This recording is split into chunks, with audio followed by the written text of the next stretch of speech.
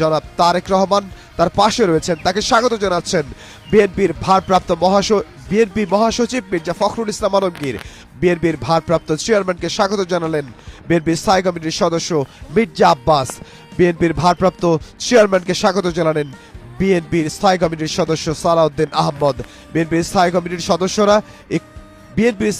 সদস্য যারা, তারা আগেই হযরত শাহজালাল আন্তর্জাতিক বিমানবন্দরে তাকে স্বাগত জানানোর জন্য, তাকে শুভেচ্ছা জানানোর জন্য উপস্থিত হয়েছেন। আমরা একটু আগেই বলেছি, এখন এই বিএনপির গয়েশ্বরচন্দ্র রায়, আমরা তাকে দেখছি বিএনপির স্থায়ী কমিটির সদস্য, তিনি স্বাগত জানাচ্ছেন বিএনপির ভারপ্রাপ্ত চেয়ারম্যান তারেক রহমানকে।